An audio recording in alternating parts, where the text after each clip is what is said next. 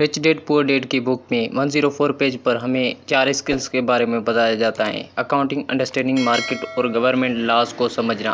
आज के दिन भी इनकी बहुत इंपॉर्टेंस है और इनके बारे में हम लास्ट में बात करेंगे, क्योंकि मैं आपको और स्किल्स रिकमेंड करना चाहता हूँ।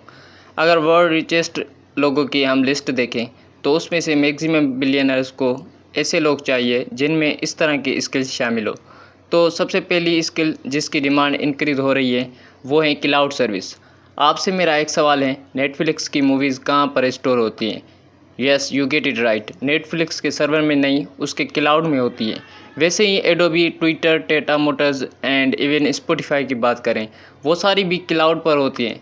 इन शॉर्ट, कोई भी कंपनी हो, सबको क्लाउड इंजीनियर चाहिए ही चाहिए, जो कि उनकी फाइल्स को सिक्योर रख सके और उनके बिजनेसेस को ग्रो करवा सके और उसके साथ आर्किटेक्चर को भी चेंज कर सके। और इंडस्ट्री में 3 टॉप प्लेयर्स हैं जो कि क्लाउड सर्विसेज प्रोवाइड करते हैं, और ये हैं अमेज़ॉन की कंपनीज AWS, माइक्रोसॉफ्ट का प्रोडक्ट एज्योर और गूगल चार्ट। क्योंकि ज़्यादा मार्केट शेयर AWS के पास है तो पहले हमें AWS से ही स्टार्ट करना चाहिए। तो अगर आप AWS को सीखना चाहते हैं तो आप AWS की वेबसाइट पर जाके ही सीख सकते हैं। ये कोर्स अमेज़ॉन ने फ्री में रखा है ताकि जितने ज़्यादा इंजीनियर्स के पास ये स्किल होगी, ये इंजीनियर्स जिस कंपनी में काम करते हैं ये उन कंपनीज़ को AWS चूज़ करने का ही कहेंगे।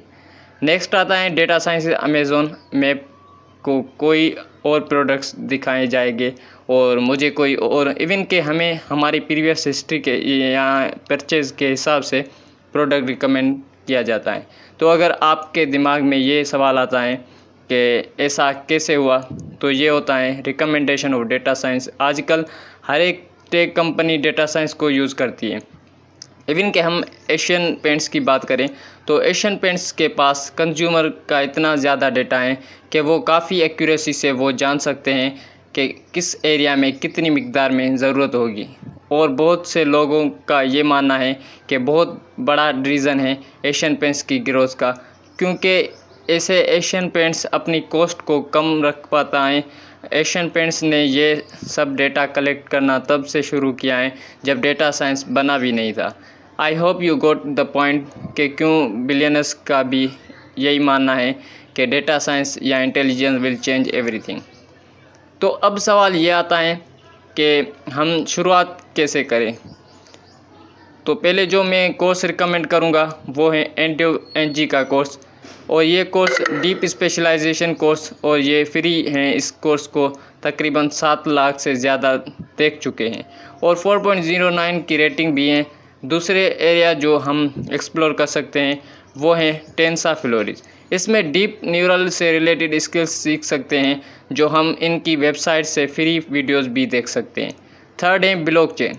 जैसे AWS के ऊपर काफ़ी एप्लीकेशन बन रही हैं, वैसे ही बहुत लोगों का ये मानना है कि इस प्लेटफॉर्म पर भी बहुत सी एप्लीकेशन बनेगी। जैसे AWS इंजीनियर की हमें ज़रूरत है, वैसे ही इथेरियल में लोग एप्लीकेशन बना पाएंगे, हमें उनकी भी बहुत ज़्यादा ज़रूरत है।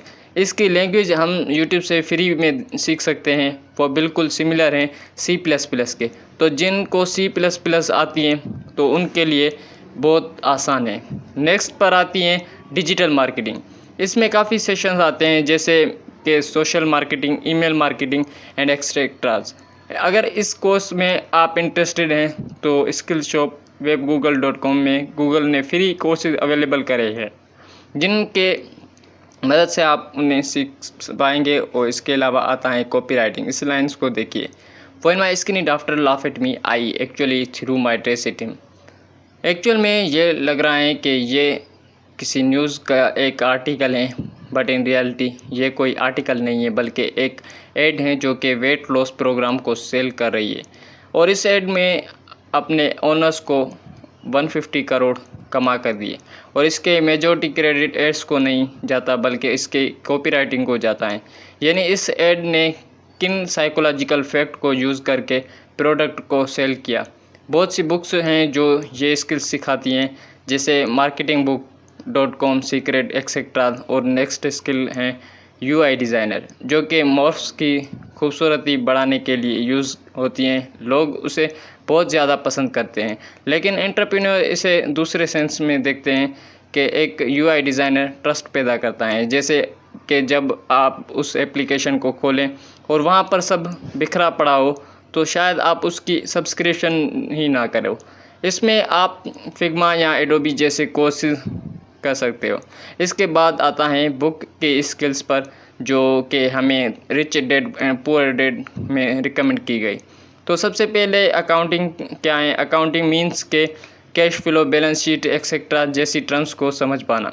अब रॉबर्ट कियोसाकी ने अपनी इन्वेस्टमेंट रियल एस्टेट में करी as compare to stock market में।